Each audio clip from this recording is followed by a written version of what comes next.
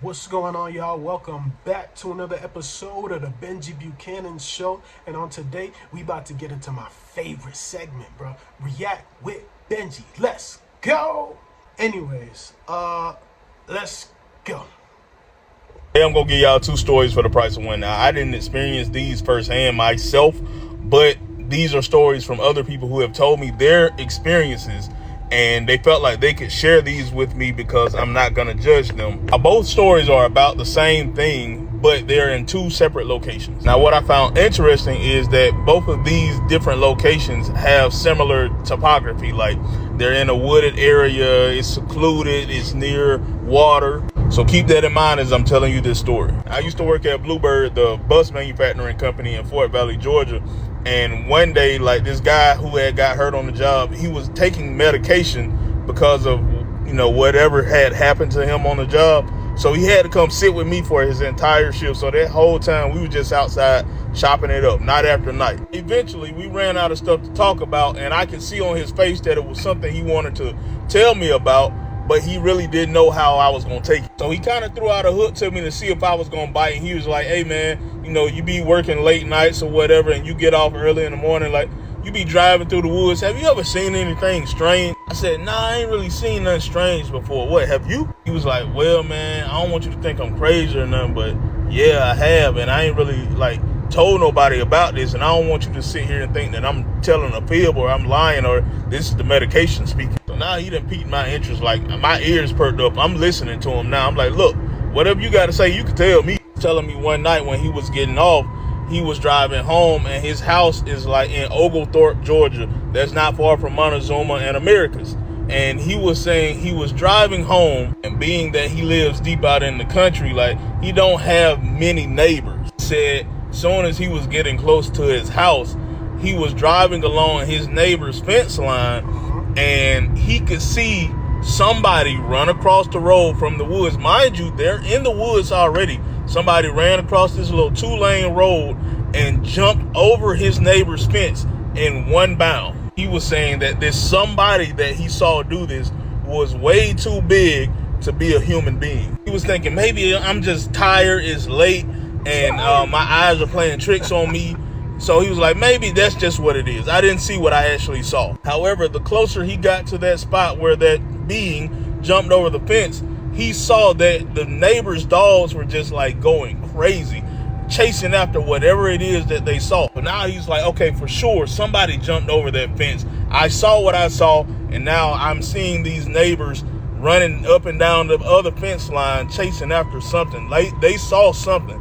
I saw something, and they're barking at it and confirming what I saw. He said at that point, he was just completely freaked out because he know what he saw, and he knows that the dogs were chasing after something too. So he said he went to sleep that night, which he said he hardly slept, but he woke up the next morning and he talked to his neighbors, and he was like, hey man, did you ever find out like what your dogs was barking at last night? Just so he could confirm that somebody else did indeed hear his dogs barking. The neighbor told him, nah, I don't know what they was barking at last night, but whatever it was, it spooked them pretty good and they wouldn't get off of it. The guy was telling me he for sure knows what he saw, and that he feels like whatever or whoever it was going down to the creek that's behind his house to probably get some water or go fishing, doing whatever. My question is, for the people who live out in the country like this, like, have y'all ever seen anything similar or had any similar experiences?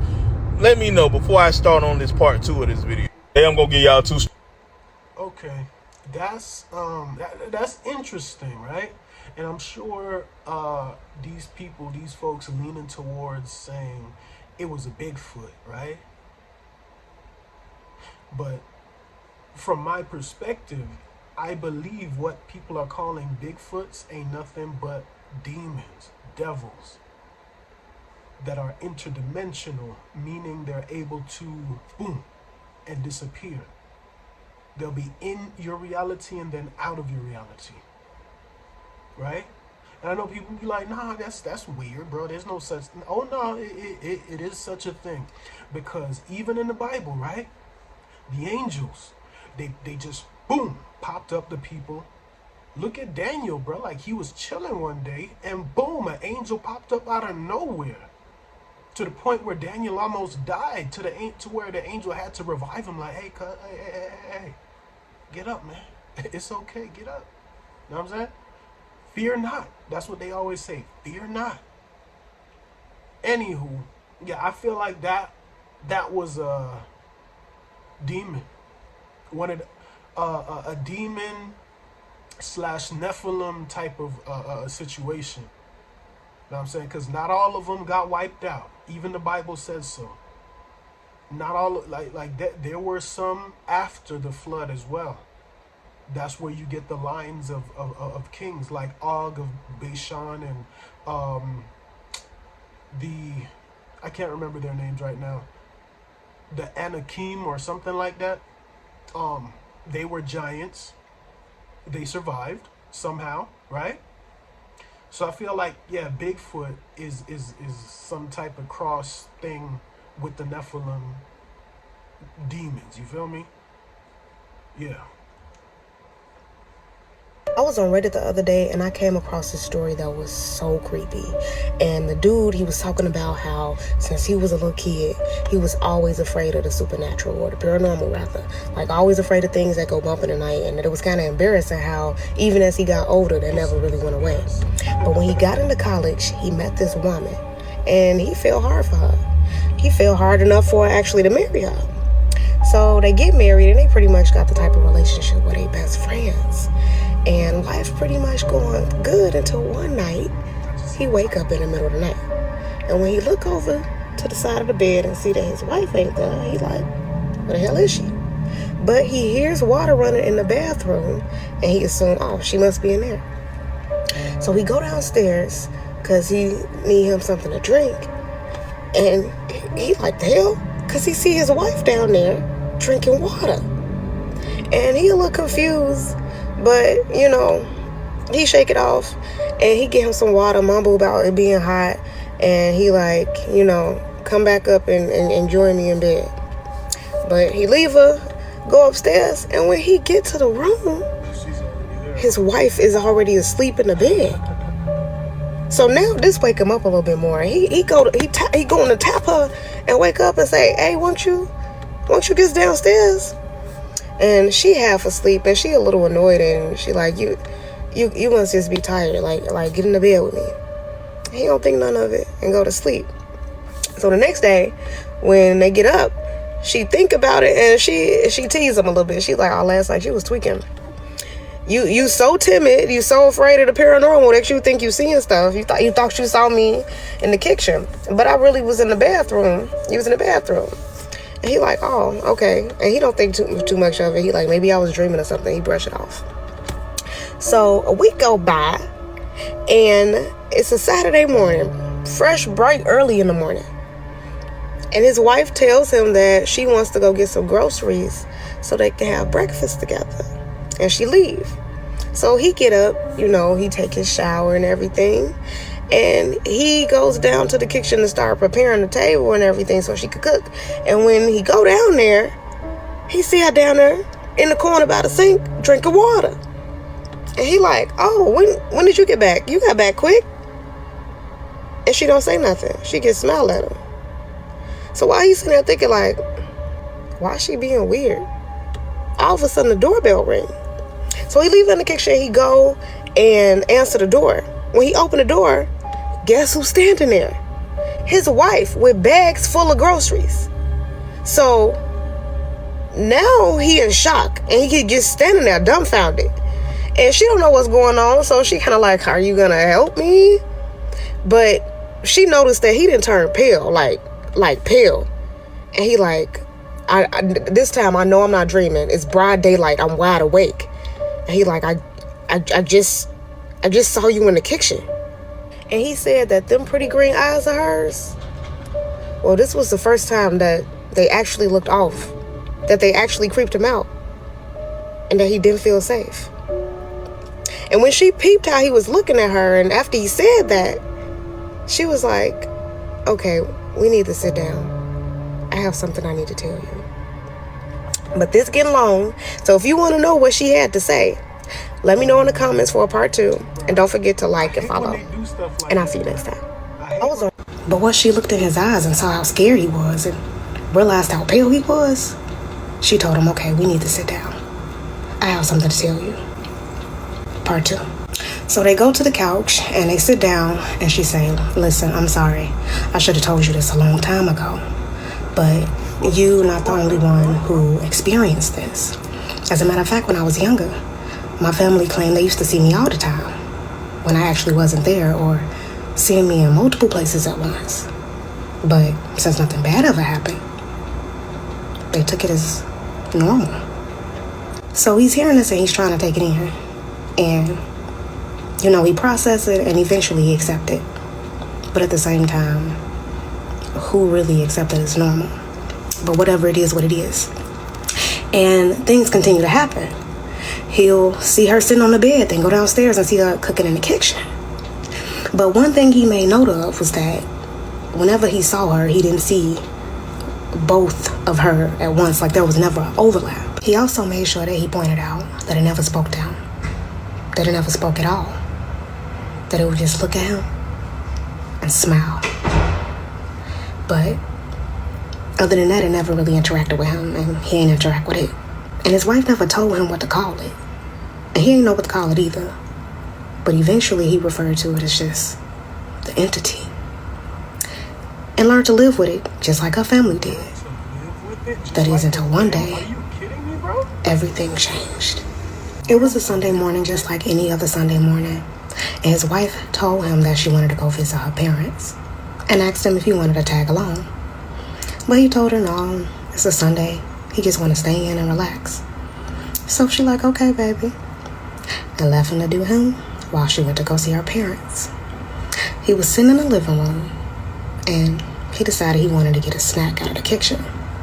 And when he goes into the kitchen, he sees the entity.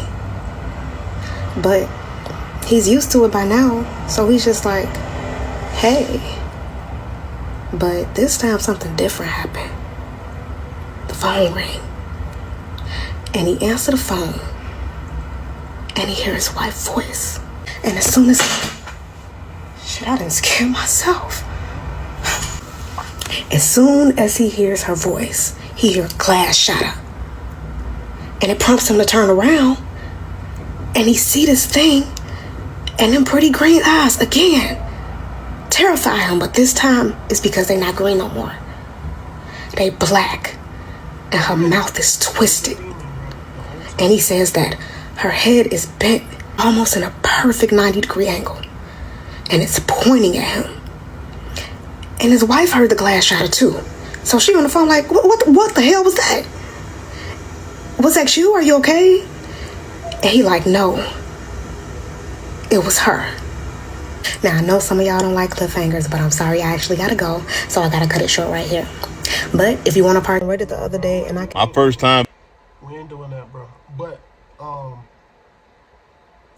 from what I know, bro, that was a demon. Like, you see what I'm saying? Like, people are like, oh no, that's my ancestor. That's my... Nah, it was a devil pretending to be your loved one, a masquerading spirit. People outside the body of the church call it a mimic. You feel me? And the crazy thing is, they sat there this whole time living with this thing. And every time this thing is in the kitchen drinking water. Why is it always drinking water? It makes me think it's some type of marine spirit. Huh? Always drinking water. You thirsty, bruh? You don't do nothing around here. You always drinking. What's wrong with you? Anyways, these people need to rebuke that thing out of that house in the name of Jesus. Because clearly, if it's been around this woman since she was a child, 9 times out of 10, this is a generational devil, meaning it follows particular people in the bloodline, and it was her turn. But how is it that y'all are sitting comfortably with devils, bruh? That don't make no sense. Y'all just sitting there like, oh, yeah, I got a doppelganger. No, it's a demon, bro. It's an evil spirit, bro. My first time visiting New Orleans almost ruined every chance of me ever coming back. Let me explain. My wife, who was my girlfriend at the time, let me know that she was going on a business trip to New Orleans. And she said, well, technically, like, if you just take off some time and book a flight. You can just come with me. The company already paid for the room. So we was just thinking, okay, we got us a little vacation book. We really didn't do a whole lot of research on the city. All she knew is she wanted to go see the Garden District and she wanted to get a hand grenade. So when we got to the city, we going down Canal Street, we going down Bourbon and all of that. We visiting just the normal tourist places. We went to the casino, racked up. We hit a couple bars on Bourbon. She had her a hand grenade, I had me one. And if you have ever had a hand grenade, you know it gets you right. So it hadn't got late at night and we were both feeling a little buzz, but you know, not too spaced out. But we were getting close to the end of our trip. So she said, okay, I want to take this night and I want to go visit the Garden District before we go home. So we started asking people around the city, like, how do we get to the Garden District? We just trying to get there tonight before we have to go home. They told us, okay, you can't take one of the rail cars because we have been taking the rail cars the whole time we was there. But they said for this, you got to get on one of the buses and you got to take this bus. Then they're going to take you to the Garden District and you just get off on the right bus stop. I am not ashamed to say I had never really used public transportation up to that point. But if you have never used public transportation before, it is confusing. And you have to be an adult and know which stop to get off on because ain't nobody finna tell you, okay, this is your stop. So we got off on the wrong bus stop. They just dropped us off in the middle of a neighborhood. It was folks standing around smoking. So I looked on my phone to see when the next bus was going to come. And I was like, oh, okay, we got about a good 30 minutes before the next bus comes. So we just took the time. It wasn't like the neighborhood was bad. So we just walked around the neighborhood that we were in and said, we just going to walk a little bit because it's sketchy people hanging around here. But then we're going to come back before the bus gets here. So we walk down the street a little ways and we make a left. And there's some big, beautiful houses out there. But on the other side of the road, there was just this long wall. And I'm asking myself, like, I wonder what this long wall is. I would eventually find out that it's the cemetery just in the middle of the neighborhood, just the cemetery, which people who live in New Orleans and anybody who visits know that's not something that's abnormal for them. So we just like, oh, okay, bet. It's the cemetery. Okay, we'll just leave the cemetery alone, let it have its space, and we're going to walk on this side of the road. But apparently the cemetery did not agree with this statement, so it sent somebody to, keep an eye on us. Because as we were walking down the sidewalk, minding our business, we just hear footsteps.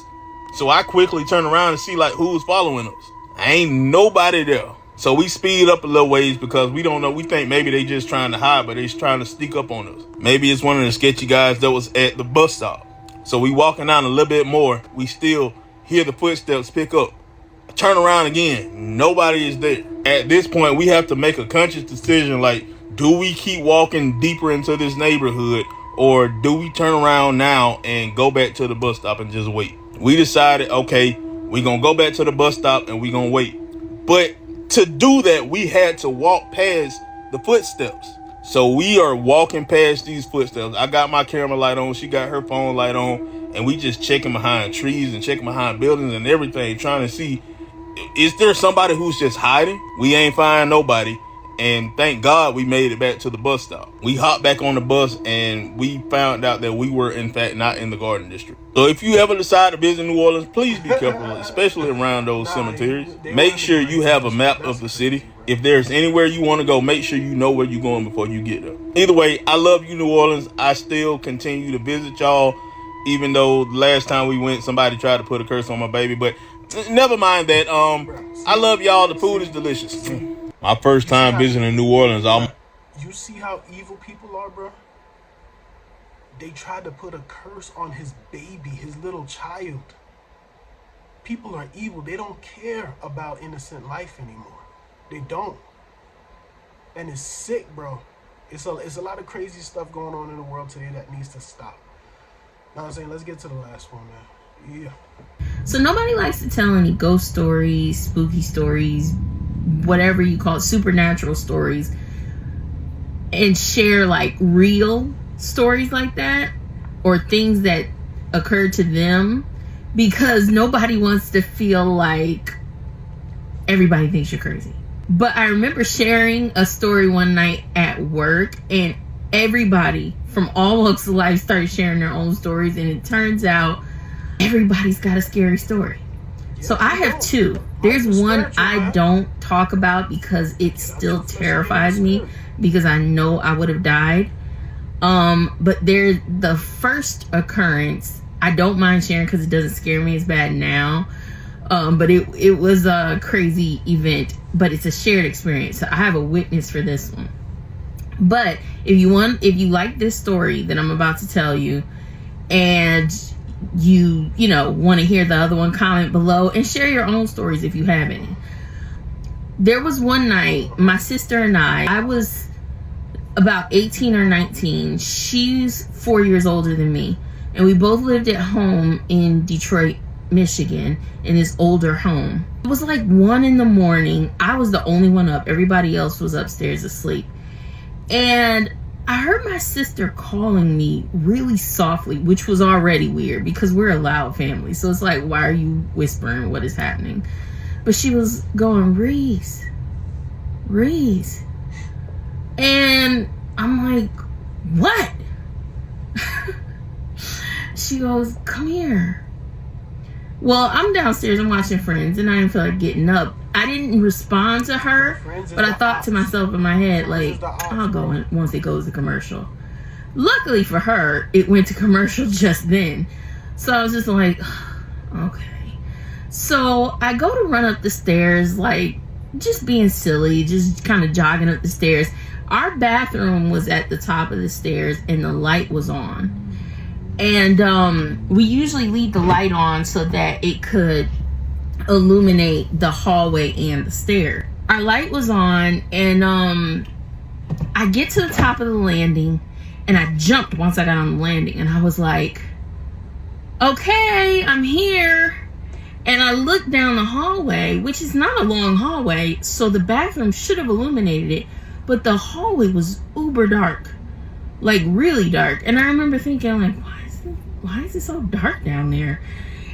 But I'm still walking towards her door, and just as I get to the entryway to her bedroom door, which was across from mine, it was like, and her door was open, but just as I get to the entryway, it was like I felt a breeze, like something moved really fast past me. And it startled me because I remember I kind of like stepped back, and then I like put my back against the wall in the hallway, kind of like, what the heck was that? But I couldn't see. So I remember like reaching around behind me into her room and flipping the switch, hoping to see like, what the heck was that? And just as I did that, of course I don't see anything, but I like turn and like peeked in her room so I can be like, what's going on? As soon as I look at her, she's got the covers up to her chin, and she's like staring at the ceiling, shaking. She's like, oh my God, oh my God, oh my God. She's like, Reese? And I'm like, yeah. And she was like, she said she woke up and her room was pitch black, and she felt real uncomfortable. And she's like, why is it so dark? She started calling me thinking I was in bed across the hall. And she was like scared to get up because it was just a weird feeling. And she said she called me. I said, what? And she was like, come here. Well, she said about like a minute or two after she called me, she heard me say, here I am. And she's like, where are you? I can't see. Turn the light on. And just as she said that, she heard me down the hall go, okay, I'm here. Now, that might not scare you, but I can promise you, anybody in my community, usually we don't jive with that. Like, nah, dog. We woke my mother up. Mom, get the oil, start praying. I don't know what just happened, but we both kind of had a weird moment right now, and I don't know what's going on. But yeah, that was my little spooky story. But like I said, I have a second one which was actually terrifying, and I know people are not gonna believe me, especially if you don't believe me on this one. But if you want to hear that one, I will work up the courage and tell that story, but you got to tell me down below. All right. When she said the thing rushed by her and she felt that, it resonated with me, right? Because one day I was driving home from work, and I don't know, I just had a thought like, yo, Any spirit from New Jersey, any spirit from New Jersey that's hindering, delaying, and blocking me in any way, shape, or form, I plead the blood of Jesus against it. I know I said some other stuff, but I can't really remember all that right now. And I kid you not, as soon as I said it, I'm driving and I felt like behind me in the passenger seat, like something came from outside and whoosh, and that went straight, like the car even shook. It wasn't wind, right? There was no crazy wind. It was just a regular day. But as soon as I made that prayer, it hit something in the spirit. And whatever it was didn't like that. You know, it didn't like that. So yes, these things are very real, man. The paranormal, supernatural, whatever you want to call it, the realm of the spirit is very real. Okay, y'all? Like, folks got to stop taking their lives so simply. Some of y'all supposed to be further ahead than you were right now. But somewhere along the line, either you did something, your parents did something, or somebody did something to you, right? That's caused you to be delayed, to be set back. Like every time you put your hand to something, and I feel like I'm speaking to somebody specific. Yeah, you. Every time you put your hand to something, bro, you think this is the time, this is it, it's about to work. And when you get there, when you get to the point of you know, where you're supposed to be successful in it, it fails. There is a spirit behind it.